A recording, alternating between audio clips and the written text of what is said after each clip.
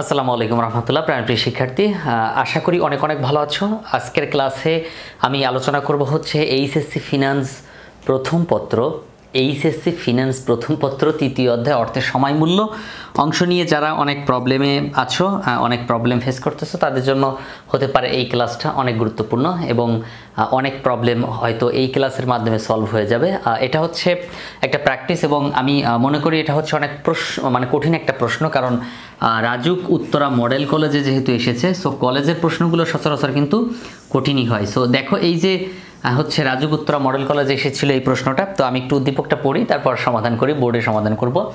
রনি তার ব্যবসায় প্রতিষ্ঠানের জন্য পদ্মা ব্যাংক হতে 5 বছর মেয়াদি 20 লক্ষ টাকা ঋণ গ্রহণ করে। এই ঋণের জন্য তাকে প্রতি বছর 12% সুদ প্রদান করতে হয়। তিনি 5 বছর সমান কিস্তিতে এই অর্থ ফেরত প্রদান করতে চাচ্ছেন। এখন আমাকে যেটা খুঁজে বের করতে হবে, এখানে ক নাম্বার প্রশ্নের উত্তরটা আমি একটু লিখে দিয়ে আগে বলে দেই। অর্থের সময় মূল্য কাকে বলে? তো সময়ের পরিবর্তনের সাথে সাথে অর্থের মূল্যে যে পরিবর্তন হয় তাকে কি বলা হয়? অর্থের সময় মূল্য বলা হয়। আমি আবারও বলছি, সময়ের পরিবর্তনের সাথে সাথে অর্থের মূল্যে যে পরিবর্তন হয় তাকে কি বলা হয়? অর্থের সময় মূল্য বলা হয়। সো আমরা এইভাবে লিখতে পারি জিনিসটা, যে সময়ের পরিবর্তনের সাথে সাথে অর্থের মূল্যে যে পরিবর্তন হয়, সময়ের পরিবর্তনের সাথে সাথে অর্থের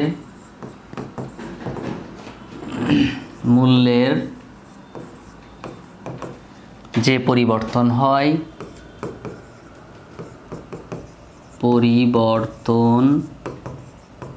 হয় তাকে অর্থের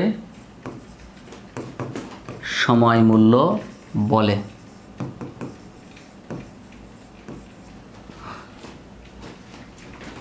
এখানে তুমি আরো এভাবে বলতে পারো যে আজকের 100 টাকার 1 বছর মূল্য বা একটা নির্দিষ্ট সময়ের পরের যে মূল্য পাওয়া যাবে তাকে অর্থের সময় মূল্য বলা যায়। সো এইভাবে তুমি চাইলে বলতে পারো। হ্যাঁ, তাহলে এটা কি বললাম? এটা হচ্ছে ক নং প্রশ্নের উত্তর ছিল। এখন আমরা খ নাম্বারটা একটু দেখব। দেখো খ নাম্বারটা কি আছে, আমরা চলো আগে প্রশ্নটা পড়ে নেই। এখানে বলা ছিল খ নাম্বারের যে তোমার কার্যকারী সুদের হার কি? কোনো একটি নির্দিষ্ট পরিমাণ অর্থের উপর নির্দিষ্ট সময়ে যে পরিমাণ সুদ ধার্য করা হয় তাকে বলা হয় কি? কার্যকারী সুদের হার। আবার একটু বলি, শোনো একটু ভালো করে, যে নির্দিষ্ট পরিমাণ অর্থের উপর যে হারে সুদ ধার্য করা হয় তাকে কি বলা হয়? কার্যকরী সুদের হার বলে। হ্যাঁ, তাহলে বার্ষিক যে শতকরা যে হারে সুদ প্রদান করা হয় এটাও বলা যায়, যে বার্ষিক শতকরা যে হারে সুদ প্রদান করা হয় তাকে কার্যকরী সুদের হার বলে। সো এইভাবে কিন্তু তোমরা চাইলে বলতে পারো। হ্যাঁ, তাহলেই হবে। সো এইখানে যদি হচ্ছে তুমি একটু ব্যাখ্যা লিখে দাও তাহলে ইনশাল্লাহ তোমার রাইট হবে। হ্যাঁ, শতভাগ শিওর রাইট হবে। তাহলে তুমি কি বলতে পারো? বার্ষিক শতকরা যে হারে সুদ প্রদান করা হয়, বার্ষিক শতকরা যে হারে সুদ প্রদান করা হয়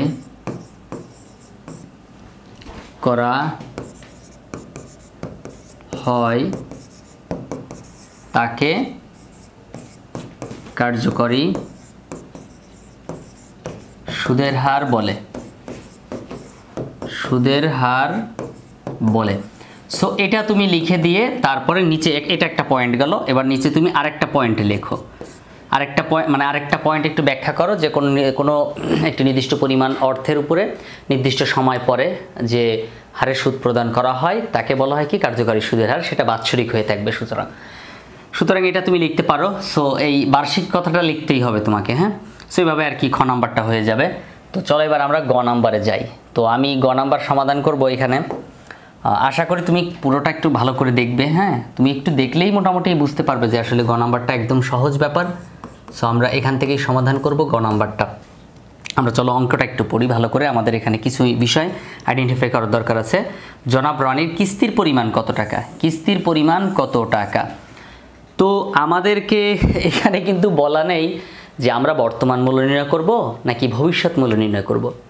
আবার এটা কি অ্যানুইটি সূত্র হবে নাকি হচ্ছে তোমার এককালীনের সূত্র হবে।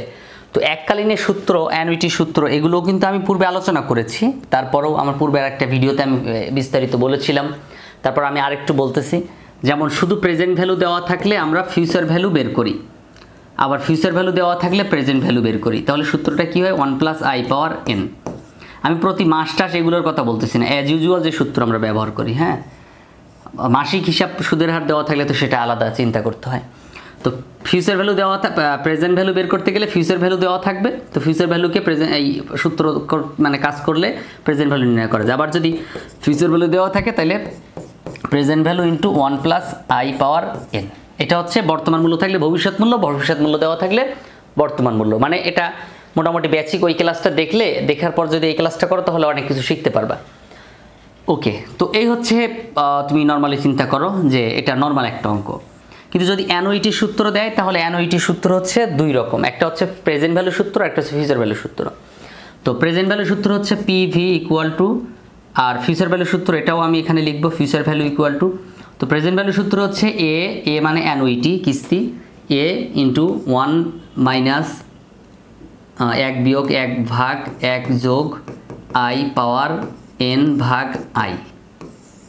এটা এর মধ্যে আবার কিছু পার্থক্য আছে, এটা আবার দুই রকম হয়, একটা হচ্ছে অগ্রিম আর একটা হচ্ছে প্রতি মাসে, মানে বছরে একাধিকবার। আমি কি বলছি বলো তো, একটা হচ্ছে কি অগ্রিম বলা থাকলে তখন ওই লাস্টে একটু কিছু কাজ করা লাগে, মানে লাস্টে জাস্ট এই যে 1 + i এটা গুণ করতে হয়, 1 + i টা ওর সাথে গুণ করে দিতে হয়, যোগ করে দিতে হয়। ওকে, তারপরে হচ্ছে তাহলে এটা প্রেজেন্ট ভ্যালু অফ অ্যানুইটি, কি বলেছি? Present value of annuity. So এই বিষয়টা মাথায় রাখবা যে প্রেজেন্ট ভ্যালু অফ অ্যানুইটি সূত্রের ক্ষেত্রে আমরা কি ব্যবহার করতেছি। তারপরে ফিউচার ভ্যালু অফ অ্যানুইটি যদি থাকে তাহলে আমরা কি করব? A ইন্টু, এখানেও সেমভাবে লিখতে হবে কিন্তু একটু পার্থক্য, 1 + i⁻n/i বিয়োগ এখানে 1 থাকবে, খেয়াল করো, 1 যোগ i⁻n বিয়োগ 1/i। এটা হচ্ছে কি বললাম আমার সাথে একটু বলো পারলে, সেটা হচ্ছে ফিউচার ভ্যালু আর প্রেজেন্ট ভ্যালু দুটোই অ্যানুইটি সূত্র। আবার যদি অগ্রিম বলে তাহলে ওই যে 1 + i লাস্টে কাজ করা লাগবে, ঠিক আছে? 1 + i এর কাজটা ওখানে গুণ করতে হয়। ওকে, তো এই হচ্ছে কাজ। এখন আমাদের বেসিক সূত্র কিন্তু এই 4টা, এই 4টা সূত্র থেকে অনেক রকম, হ্যাঁ, ওই বাচ্চা কাচ্চা বলে যেটাকে আর কি, ছেলে মেয়ে একবারে নাতিপুতি হয়ে যাবে এই 4টা সূত্র থেকে। যদি এখানে মাসের কথা বলে তাহলে মাসের উল্লেখ করতে হবে, মানে বছরে একাধিকবার থাকে, এখানে বছরে একাধিকবার থাকতে পারে, অগ্রিম থাকতে পারে, মানে অগ্রিম থাকলে লাস্টে একটু কাজ করা লাগে, আবার এখানেও মাসে একাধিকবার থাকতে পারে, অগ্রিম থাকতে পারে। সো এই বিষয়গুলো আর কি ভ্যারি করে। এখন কথা হচ্ছে আমরা কোন সূত্রটা কখন ব্যবহার করব। যদি কখনো অঙ্কের মধ্যে কোথাও প্রতি কথা লেখা থাকে বা মাসিক কথা লেখা থাকে, প্রতি কিংবা মাসিক কথা লেখা থাকতে পারে, কিংবা বার্ষিক কথা লেখা থাকতে পারে, বার্ষিক কিস্তি মানে মাসিক কিস্তি, বার্ষিক কিস্তি, প্রতি কিস্তি, এই কিস্তির কথা লেখা থাকবে এইভাবে, প্রতি বছরে নির্দিষ্ট পরিমাণ সময় পর নির্দিষ্ট অর্থ প্রদান করে, অথবা সরাসরি কিস্তির কথা বলে দিবে। তো এই অঙ্কে আবার একটু দেখো, এখানে খেয়াল করো, কিস্তির কথা বলে দিছে যে কিস্তির পরিমাণ কত। তাহলে চোখটা বন্ধ করে আমরা বুঝলাম কি অ্যানুইটির সূত্র। এই সূত্র হবে না যদি স্যার এখানে কিস্তির কথা বলা না থাকতো, মানে এই কিস্তির কথা যদি বলা না থাকতো তখন আমরা কি করতাম, এখানেও কিন্তু বলা আছে সমান কিস্তিতে প্রদান করে, এটাও যদি বলা না থাকতো তাহলে বলতে পারতো তিনি 5 বছরে সমানভাবে এই অর্থ ফেরত প্রদান করতে চাচ্ছেন, প্রতি বছর সমপরিমাণ অর্থ প্রদান করবেন। তার মানে সমান সমান কথা লেখা আছে, প্রতি কথা লেখা আছে কিনা, প্রতি কথা লেখা থাকবে কিনা, প্রতি বছর, তাহলে 5 বছর যাবত প্রতি বছর সমান, তাহলে প্রতি কথাটা এখানে লেখা থাকবে। তো এই অঙ্কে আমরা যেটা দেখতে পাচ্ছি তাহলে আমরা বুঝলাম কি যে এটা অ্যানুইটির সূত্র। এখন কথা হচ্ছে স্যার অ্যানুইটির কোন সূত্র হবে, প্রেজেন্ট নাকি ফিউচার? মানে অ্যানুইটি তো স্যার আপনি এখানে দুইটা লিখছেন, present value of annuity, future value of annuity, present value of annuity, future value of annuity. Sir আপনি কোনটা ব্যবহার করবেন, প্রেজেন্ট ভ্যালু নাকি ফিউচার ভ্যালু? এবার আমি বলি, এই অ্যানুইটির ক্ষেত্রে যদি অঙ্কে প্রেজেন্ট ভ্যালু দেওয়া থাকলে প্রেজেন্ট ভ্যালু সূত্র করতে হয়, ফিউচার ভ্যালু দেওয়া থাকলে ফিউচার ভ্যালু সূত্র করতে হয়। আর এই এককালীন যেটা মানে বর্তমান মূল্যকে ভবিষ্যৎ মূল্য, ভবিষ্যৎ মূল্যকে বর্তমান মূল্যে রূপান্তর করার প্রক্রিয়া, যেটা এই এককালীন হলে যদি বর্তমান মূল্য দেওয়া থাকে ভবিষ্যৎ মূল্য, ভবিষ্যৎ মূল্য দেওয়া থাকলে বর্তমান মূল্য, কথাটা লিখে রাখতে হবে। বর্তমান মূল্য দেওয়া থাকলে ভবিষ্যৎ মূল্যে, আর ভবিষ্যৎ মূল্যে দেওয়া থাকলে বর্তমান মূল্যে, কখন? এই এককালীন হলে, এককালীন যেটা এককালীন টাকা ঋণ গ্রহণ করবে আবার এককালীন পরিশোধ করবে। আর কিস্তির কথা বলা থাকলেই যদি প্রেজেন্ট ভ্যালু থাকে প্রেজেন্ট ভ্যালুরই সূত্র বসবে, ফিউচার ভ্যালু থাকলে ফিউচার ভ্যালুরই সূত্র বসবে। তো স্যার আমি কখন বুঝবো এটা প্রেজেন্ট ভ্যালু নাকি ফিউচার ভ্যালু? যখন ঋণের কথা বলা থাকবে সেটা প্রেজেন্ট ভ্যালু, কারণ ভাই রে ভাই ঋণ কখন গ্রহণ করে, মানে ঋণ কি তুমি টাকা ব্যাংকে জমায় রেখে রেখে তুলে আনতেছো, ওইটা কি তোমার ঋণ বলবা? নাকি হচ্ছে তুমি আজকে কিছু টাকা তুলছো তাকে পরিশোধ করতেছো মানে কিছুদিন পর পর। তো যাকে তুমি পরিশোধ করতেছো কিছুদিন পর পর সেটাই তো রে ভাই ঋণ। ঋণ মানে কি আগেই তুমি খেয়ে থুইছো পরে পরিশোধ করতেছো। আর যদি তুমি বলো যে না স্যার আমি আগেই জমাচ্ছি পরে ওখান থেকে নিব, ওটা ঋণ না, ওটাকে বলে ডিপিএস, ফিক্সড ডিপোজিট যেটাকে বলতে বা ডিপিএস বলা হয়, সঞ্চয় করে। সো ওইটা কিন্তু এটা না, এটা কিস্তি, ঋণ। তাহলে ঋণের কথা বলা থাকলে যে ঋণ বলা আছে, দেখো একটু খেয়াল করে দেখো যে তিনি তার ব্যবসা প্রতিষ্ঠানের জন্য পদ্মা ব্যাংক হতে 5 বছর মেয়াদি 20 লক্ষ টাকা ঋণ গ্রহণ করে। তাহলে ঋণ মানে কি প্রেজেন্ট ভ্যালু, মাথায় রাখবা সবসময়, ঋণ মানে কি প্রেজেন্ট ভ্যালু। তো আমরা এখানে ইনফরমেশনগুলো কি কি পাচ্ছি, সে আজকে ঋণ গ্রহণ করছে 5 বছর মেয়াদি 20 লক্ষ টাকা আজকে গ্রহণ করছে, প্রেজেন্ট ভ্যালু। তাহলে আমরা এখানে লিখতে পারি কি প্রেজেন্ট ভ্যালুর সূত্র লিখতে পারি। তো আমরা এখানে লিখবো কি দেওয়া আছে, কি লিখবো দেওয়া আছে, কি দেওয়া আছে প্রেজেন্ট ভ্যালু দেওয়া আছে। প্রেজেন্ট ভ্যালু সমান 20 লক্ষ টাকা, 20 লক্ষ টাকা। তারপর চলো কি দেওয়া আছে 5 বছর মেয়াদি, তার মানে এন এর মান কত হবে 5 বছর হবে। সো এন ইকুয়াল টু 5 বছর, খেয়াল করো। তারপর এন এর এই 12%, প্রতি বছর সুদের হার কত পার্সেন্ট 12%, খেয়াল করো প্রতি বছর সুদের হার কত পার্সেন্ট 12% প্রতি বছর।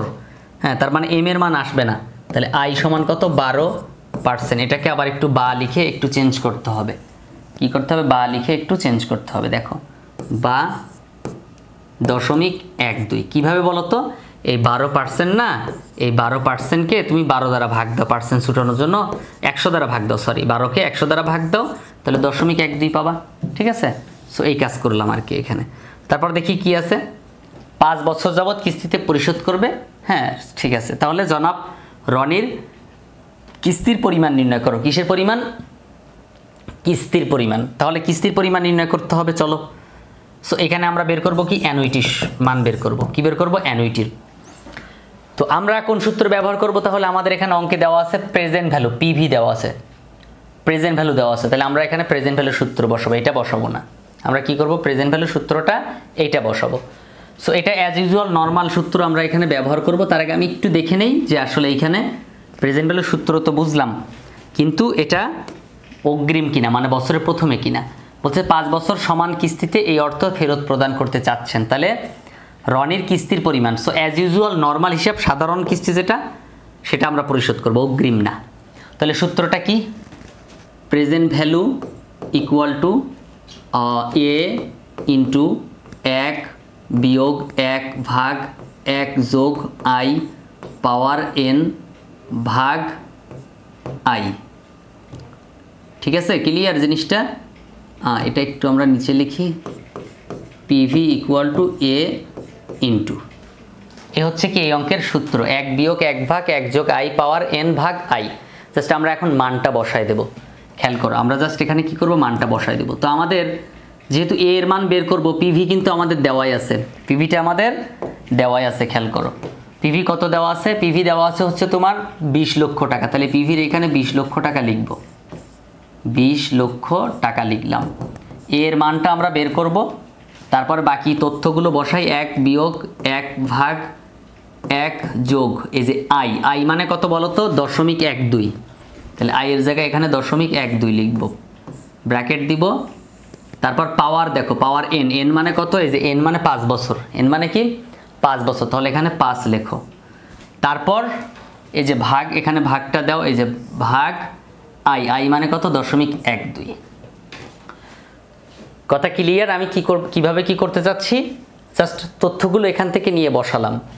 এবার আমরা পরের ধাপে যাই, এখানে 20 লক্ষ টাকা লিখি, 20 লক্ষ টাকা সমান, খেয়াল করো। তারপর হচ্ছে এখানে এ, এর জায়গায় এ থাকবে ইন্টু, এইটার ক্যালকুলেশনটা আমরা একসাথে করে ফেলতে পারি চাইলে, ক্যালকুলেশনটা আমরা চাইলে একসাথে করতে পারি। সো একসাথে ক্যালকুলেশন করলে বোঝা যাবে যে না অঙ্কটা রাইট হয়েছে। আর যদি একসাথে না করি তাহলে কিন্তু সম্ভাবনা থাকবে ভুল হওয়ার। তবে অনেক টিচার আবার একসাথে দেওয়াটা পছন্দ করেন না, সো তখন কিন্তু প্রবলেম হতে পারে। সো দেখো আমরা একবারে ক্যালকুলেশনটা করা শিখবো, তাহলে আরও সুবিধা হবে, একটু মানে ভুল হওয়ার সম্ভাবনা কম থাকবে। তুমি ভেঙে ভেঙে করতে পারো চাইলে। তো এখানের কাজটা হচ্ছে প্রথমে আমরা এই ব্র্যাকেটের ভিতরের কাজটা করব। কিভাবে ক্যালকুলেটরে জাস্ট এইভাবে আমি যা বলতেছি তাই করো, তুমি জাস্ট একটু শিখে নাও প্লিজ, তোমার জন্য সুবিধা হবে। কি করব, প্রথমে আমরা 1 + 0.12 তুলব ক্যালকুলেটরে।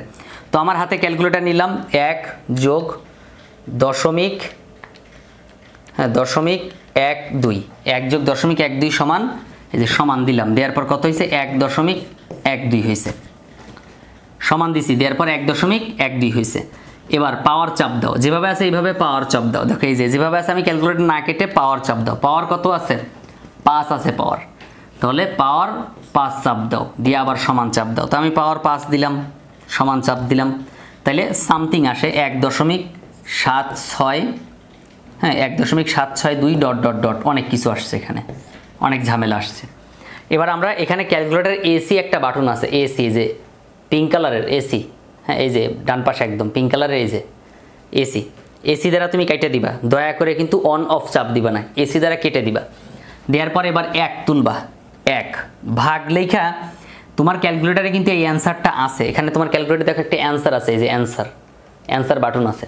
তো তুমি যখন এই অ্যান্সার বাটনটার উপর চাপ দিবা, দেখো অ্যান্সার বাটনটার উপর চাপ দাও, দিলে অ্যান্সার লেখা আসবে এখানে, মানে 1 ভাগ এই অ্যান্সারটা আসবে, তারপর সমান চাপ দাও, দিলে তুমি সামথিং মানে এইটা জাস্ট কি করবা, এইখানে যে মানটা পাইছি সেটা দ্বিতীয় ধাপ, হ্যাঁ প্রথম কাজ করা শেষ। দ্বিতীয় ধাপে আমরা প্রথমে তুলব কি 1, তারপরে ভাগ দিব, দিয়ে অ্যান্সার চাপ দিব, ক্যালকুলেটরের অ্যান্সার চাপ দিব, দিয়ে সমান চাপ দিলে দেখবো আমরা পাবো হচ্ছে 0.56 0.567 ... অনেক কিছু আসবে। আবার এসি দ্বারা কাটবো, তাহলে 2 ধাপ হলো। এবার হচ্ছে তৃতীয় ধাপ, এসি দ্বারা আবার কেটে দিব। এসি দ্বারা কেটে দেওয়ার পরে দেখো, এসি দ্বারা কেটে দিলাম জাস্ট, আমি কিন্তু অন্য কিছু চাপ দিব না, অন অফ এটা চাপ দেওয়া যাবে না, তাহলে আর কিছু পাবো না। এসি দ্বারা কাটলাম, কাটার পরে এখন আবার আমি তুলব হচ্ছে আমার সরি কই গেল, একটু নিচে নামাই, হ্যাঁ। তারপর এবার আমি আবার কাজ করব, এবার লিখব 1 বিয়োগ, তারপর আবার অ্যান্সার লিখব, মানে অ্যান্সার মানে এই অ্যান্সারটা আগে ছিল, এই অ্যান্সার এখানে চলে আসছিল, আর এখন এই অ্যান্সারটা এখানে চলে আসবে। জাস্ট এই অ্যান্সারটা একটু খেয়াল করো, এই অ্যান্সারটা এখানে চলে আসবে, আর এই অ্যান্সারটা কিন্তু তখন এখানে চলে আসছিল। তো এই অ্যান্সারটা যখন এখানে আসবে, তাহলে 1 বিয়োগ অ্যান্সার চাপ দিব, ওকে দিলাম, 1 বিয়োগ অ্যান্সার চাপ দিলাম, দেওয়ার পরে আসলো সামথিং, অনেক কিছু আসছে, তো এটা আমার লেখা যাবে না, লেখার দরকার নেই। সমান চাপ দেওয়ার পরে কিছু একটা উত্তর আসবে, উত্তর কিছু একটা আসবে, এখানে কিছু একটা আসবে, আসার পরে তারপরে ভাগ দিব 0.12, ভাগ খেয়াল করো, ভাগ হচ্ছে 0.12, এখানে যা আসবে সেটারে কি করব, ভাগ চিহ্ন দিয়ে 0.12 দ্বারা ভাগ দিলাম, দিয়ে সমান চাপ দাও আবার, তাহলে সমান চাপ দিলে দেখো 3.6047 ... আমার সাথে প্র্যাকটিস করে শিখে ফেলো, 3.6047 আসছে এখানে। এটা হচ্ছে তোমার একবারে একটা অ্যান্সার পেয়ে গেলাম। তো এটা আমরা কি করব, এই অ্যান্সারটা আমরা এখানে লিখব, এরপরে এই অ্যান্সারটা লিখব। তো লিখি আমি এখানে 3.6048, আমি এক ঘর এখান থেকে সব বাদ দিছি, পরেরগুলো এখানে 1 যোগ করে নিছি। এবার আমাকে যেটা করতে হবে, এখানে আমি মুছে দিচ্ছি এগুলো। এবার তুমি যেটা করবা, সমান চাপ দাও, দিয়ে এটা এক পাশে রেখে দাও। যদি তুমি এইটাকে এই পাশে আনো, মানে এই 3.6048 যদি এই পাশে আনো, তাহলে কিভাবে লিখবা, 20 লক্ষ ভাগ 3.6048। জাস্ট আমি কি করলাম বলো তো, নর্মাল হিসাব, জাস্ট একটু বোঝার চেষ্টা করো, এইটাকে এই 3 দশমিক এই সংখ্যাটাকে এই পাশে আনছি, তাহলে 20 লক্ষ ভাগ ওই সংখ্যাটা হবে, ও পাশে যেহেতু গুণ আছে, এই পাশে সাইড চেঞ্জ হলে ভাগ হবে, তো এখানে যে ভাগ দিয়ে লিখছি, আর যেটা আমরা বের করবো সেটা বাম পাশে রাখলাম। এখন তুমি ক্যালকুলেটার কিন্তু এখানে সমাধানটা তোমার এখানে এইটাই আছে উত্তর, তুমি আবার এসি দ্বারা কেটে দাও। কি করবে, এসি দ্বারা কেটে দাও, দেওয়ার পরে এই 20 লক্ষ তোলো, 20 লক্ষ তোলো, হ্যাঁ 20 লক্ষ ভাগ দাও, দিয়ে তারপর আবার অ্যান্সার দাও, 20 লক্ষ তুলে ভাগ দিয়ে তারপর কি করবা, আবার অ্যান্সার দাও, জাস্ট এভাবে। 3 নাম্বার ধাপ, 2 নাম্বার, 1 নাম্বার, 2 নাম্বার, 3 নাম্বার, এখন 4 নাম্বার ধাপে ছিল যেটা, সেটা হচ্ছে কি, প্রথমে তুমি 20 লক্ষ তুলবা, 20 লক্ষ তুলবা, হ্যাঁ 20 লক্ষ তুলবা, তোলার পরে তুমি কি করবা, 20 লক্ষ তোলার পরে 20 লক্ষ তোলার পরে ভাগ দিবা, ভাগ দিয়ে তারপর হচ্ছে আবার অ্যান্সার লিখবা। কি লিখবা, আবার অ্যান্সার লিখবা, লিখে সমান চাপ দাও। দেখো 55,000, 5,54,000, 5,54,819 টাকা, 19 দশমিক সামথিং, 19.4, বা তুমি 19-এর জায়গায় 20 লিখে দাও। 20 কত? 5,54,820। তার মানে এ সমান কত? এ সমান 5,54,820। এটা হচ্ছে প্রতি মাসে কিস্তি। এতে অ্যানুইটি, অ্যানুইটি মানে কি? কিস্তি। বুঝতে হবে তোমাকে, এ মানে কি? অ্যানুইটি, আর অ্যানুইটি মানে কিস্তি। তো সেই কিস্তি হচ্ছে 5,54,820 টাকা। তাহলে আমি কয়েকটা ধাপে ক্যালকুলেটরে তোমাকে শেখালাম খুব ভালো মতো। তুমি একটু আবার দরকার হলে একটু টেনে পিছনের দিক ব্যাক যাও, তারপর আবার একটু দেখো, আশা রাখি তুমি বুঝবা। তারপরও যদি বুঝতে না পারো তাহলে আমাকে কমেন্টে একটু জানাও। হোয়াটসঅ্যাপ নাম্বার দেওয়া আছে স্ক্রিনে, যে নাম্বারে যোগাযোগ করতে পারো। আমার ফিনান্স, অ্যাকাউন্টিং এবং আইসিটি 3টা সাবজেক্টের উপর কোর্স চালু আছে। তো যত দ্রুত পারো তোমরা ভর্তি হয়ে যাও। যারা 26 সালে এবং 27 সালে পরীক্ষা দিবা, তোমাদের জন্য মানে এই হচ্ছে সেরা সুযোগ, এরপর আর কোনো সুযোগ পাবা না।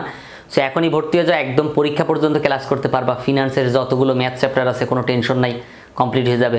ফিনান্স কমপ্লিট হয়ে যাবে, তারপর তোমার হচ্ছে হিসাব বিজ্ঞান কমপ্লিট হয়ে যাবে, আইসিটি কমপ্লিট হয়ে যাবে। সো তোমার কমার্সের স্টুডেন্টদের জন্য আর কি সাবজেক্ট চাই, সেগুলো যখন কমপ্লিট হয়ে যাবে তখন কিন্তু তোমার জন্য মানে একদম A+ পাওয়া বলো কিংবা পাস করা বলো একবার সুযোগ হয়ে গেল, সহজ হয়ে গেল। সো সবার সাথে দেখা হবে ইনশাল্লাহ। তোমরা স্ক্রিনে দেওয়া নাম্বারে যোগাযোগ করে কোর্স সম্পর্কে বিস্তারিত জেনে নাও। জাস্ট একবার পেমেন্ট করলে একবারে তুমি পরীক্ষা পর্যন্ত ক্লাস করতে পারবে এবং তোমার বই কমপ্লিট করায় দেওয়ানো হবে।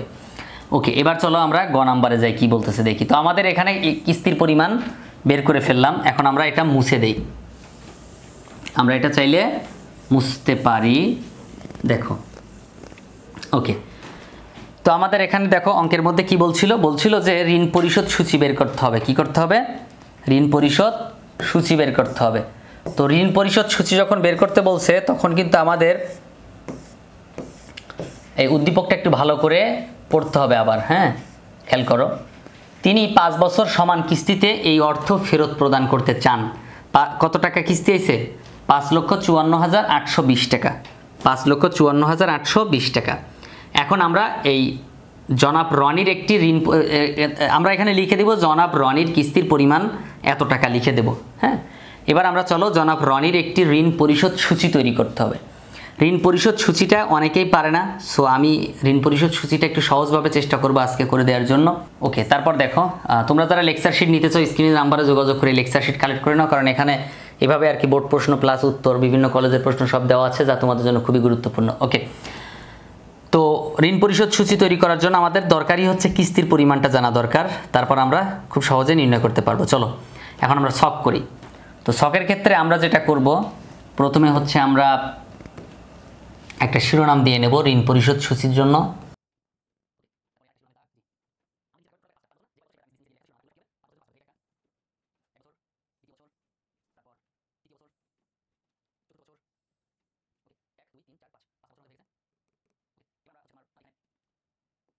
প্রথমে লিখব হচ্ছে বছর, প্রথমে বছর। ওকে, প্রথমে কি করব? বছর লিখব। বছরের পর আমরা প্রারম্ভিক ঋণ, বছরের প্রথমে যে ঋণ সেটা আমরা এখানে লিখব, বছরের প্রথমে ঋণ। ওকে, প্রারম্ভিক ঋণের পরিমাণ এখানে লিখব। তারপরে লিখব হচ্ছে আমরা কিস্তির পরিমাণ লিখব, এখানে কত টাকা কিস্তি দিচ্ছে।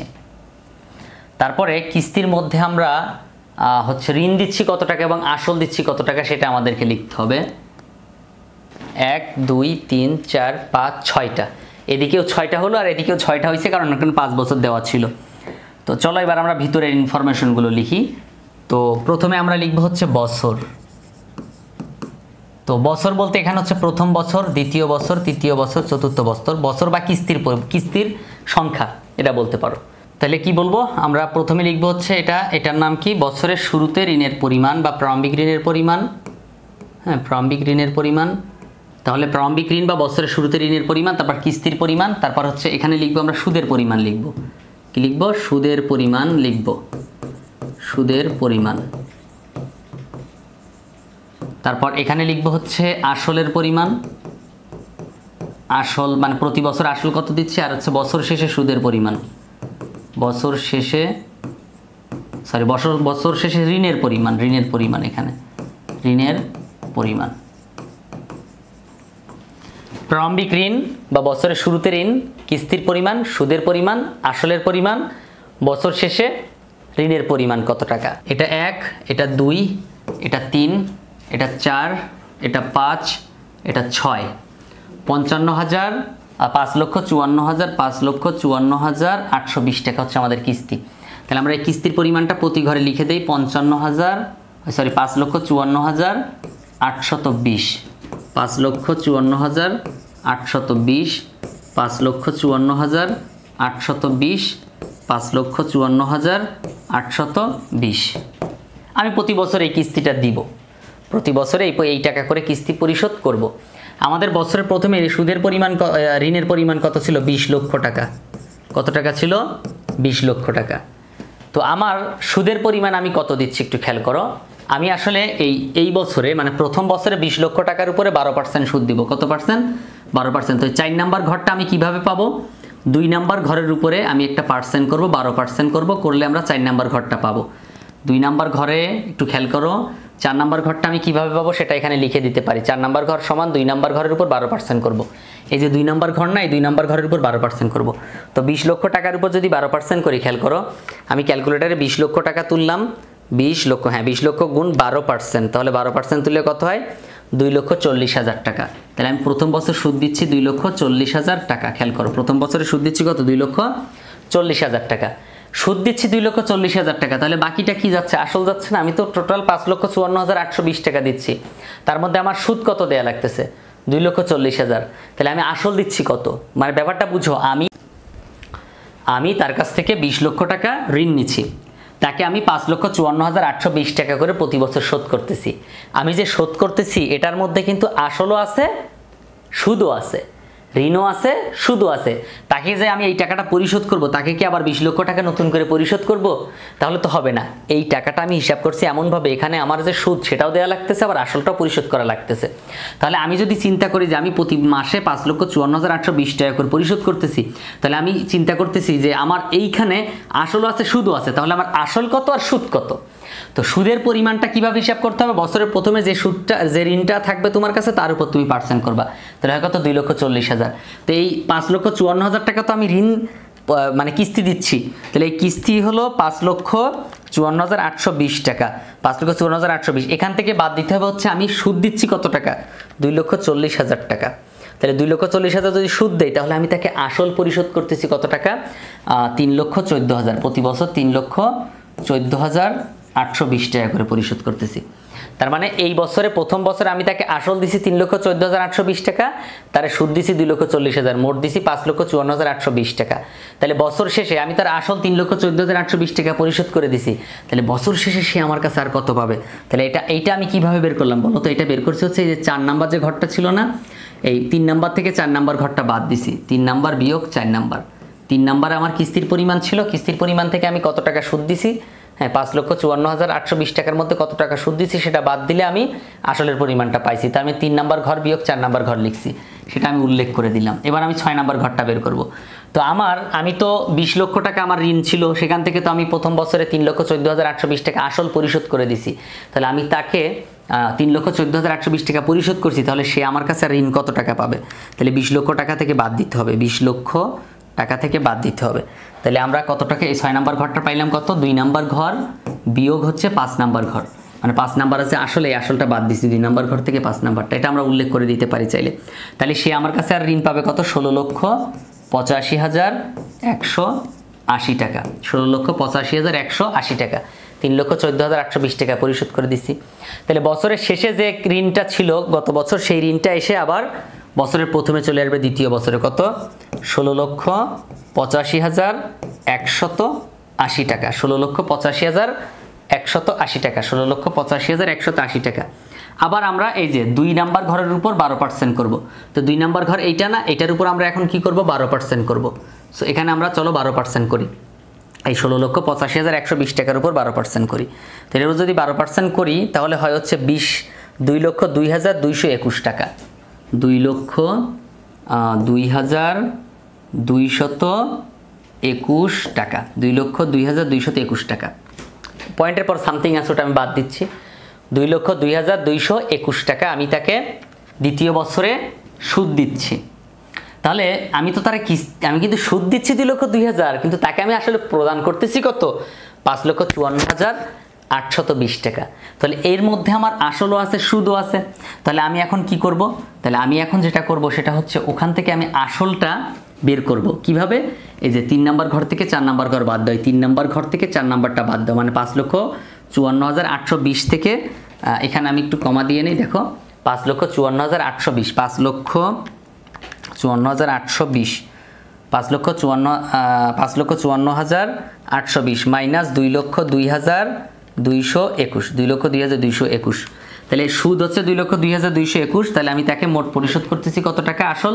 তাকে পরিশোধ করতেছি 3,52,599 টাকা। 3,52,599 টাকা তাকে আমি আসল দিয়ে দিলাম এই বছরে। এই বছর আমি তাকে 5,54,820 টাকা দিলাম, তার মধ্যে সুদ দিছি এত টাকা, আসল দিছি এত টাকা, সুদ এবং আসল।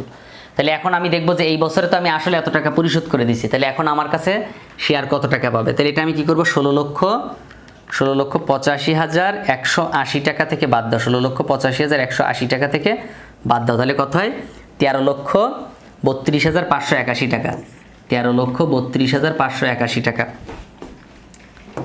13,32,581 টাকা। 13,32,581 টাকা দ্বিতীয় বছর শেষে সে আমার কাছে 13,32,581 টাকা ঋণ পাবে।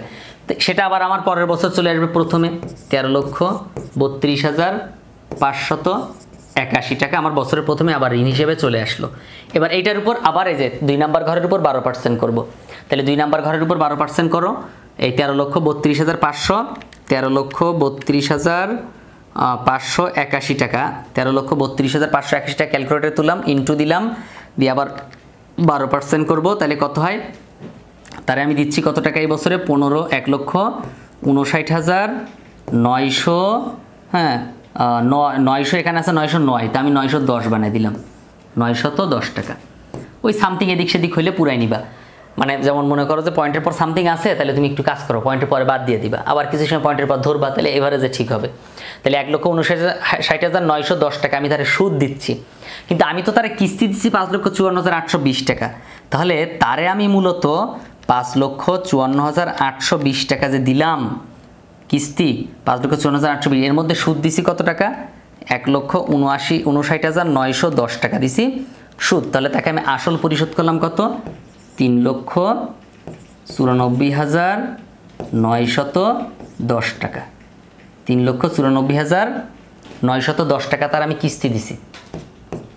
এই আসল মানে আমার যে ঋণটা যে তার কাছ থেকে নিয়েছিলাম সেই ঋণের টাকা দিছি 3,94,910 টাকা। তাহলে এখন সে আমার কাছে আর কত টাকা পাবে? তার তো আমি 3,94,910 টাকা ঋণ দিলাম, সুদ দিলাম, তাহলে তার কাছে সে আমার কাছে পাবে 13,32,581। তো এখান থেকে এইটা বাদ দিব, এই যে 2 নাম্বার ঘর থেকে 5 নাম্বার ঘরটা বাদ দিব, যে 2 নম্বর ঘর থেকে 5 নাম্বার ঘরটা বাদ দিব। তাহলে কত বাদ দিব? 3,94,910। হ্যাঁ, প্রথমে আমি লিখব 13,32,581 টাকা, 13,32,500, 13,32,581 টাকা। 13,32,581 টাকা থেকে বাদ দিব 3 লক্ষ, এই যে 3,94,910, 3,94,910, 3,9,4,910। তাহলে কত হইল? সে আমার কাছে পাবে আর 9,37,671 টাকা, 9,37,671 টাকা পাবে।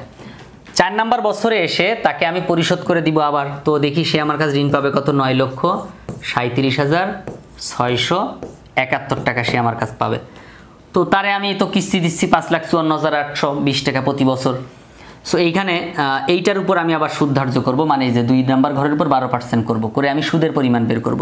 তা আমার কাছে যে টাকা আছে তার উপর আমি 12% করে ফেলি, তাহলে কত হয়?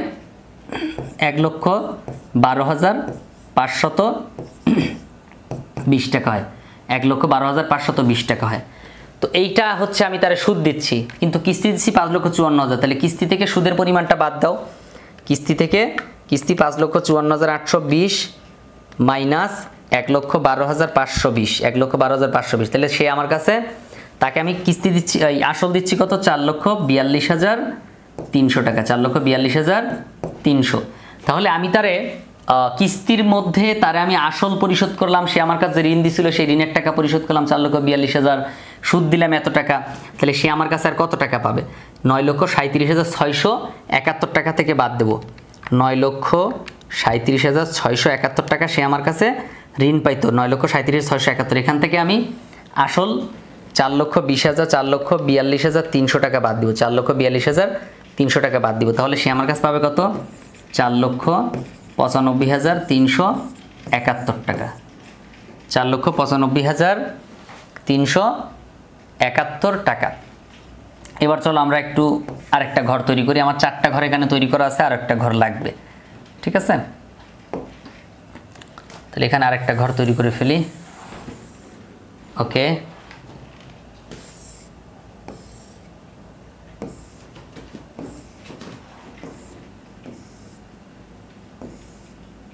ওকে,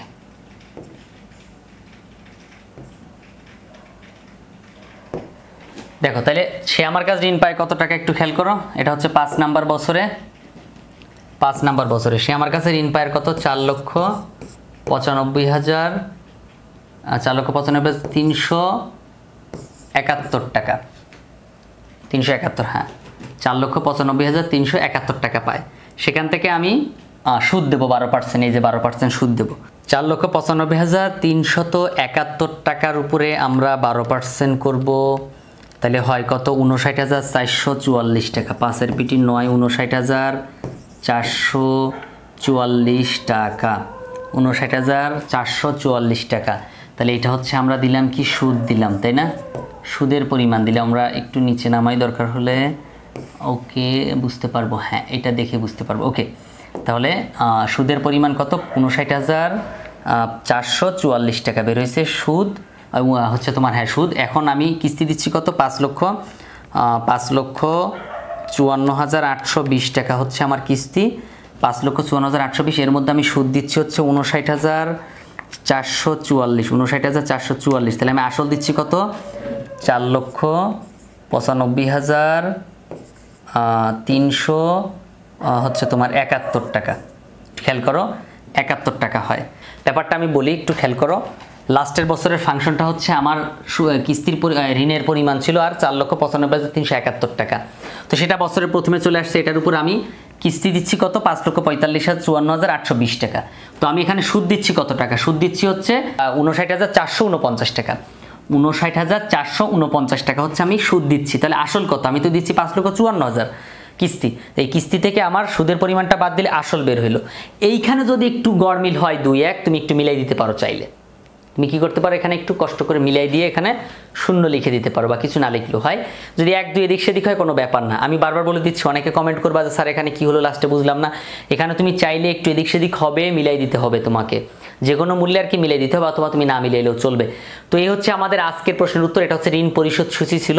সবাই কিন্তু উপরে এখানে লিখে নিবা যে এটা ঋণ পরিশোধ সূচি, এখানে উপরে লিখবা ঋণ পরিশোধ সূচি, ঠিক আছে? আর সবটা একটু ভালো মতো করে তারপর হলো একটু মুখস্থ রাখবা যে এটা হচ্ছে বছরের প্রথমে ঋণের পরিমাণ, কিস্তির পরিমাণ, সুদের পরিমাণ, আসলের পরিমাণ, হ্যাঁ কিস্তিতে আসলের পরিমাণ, কিস্তিতে সুদের পরিমাণ, আর বছর শেষে ঋণের পরিমাণ। এই কয়েকটা জিনিস, মানে এদিকে 6টা আর নিচে হচ্ছে বছর যে কয়টা থাকবে সে কটা হচ্ছে একটা বেশি থাকবে। এই হচ্ছে অঙ্কে করার নিয়ম। সো আজকের ক্লাস এ পর্যন্তই। যদি আমার চ্যানেলে তুমি প্রথম হয়ে থাকো, চ্যানেলটা সাবস্ক্রাইব করো, আর যদি অলরেডি সাবস্ক্রাইব করে থাকো, I am really grateful to you. আশা করি পরবর্তী ক্লাসে আমরা নতুন কোনো টপিক নিয়ে আলোচনা করবো। ততক্ষণ পর্যন্ত ভালো থেকো। আসসালামু আলাইকুম রহমতুল্লাহ।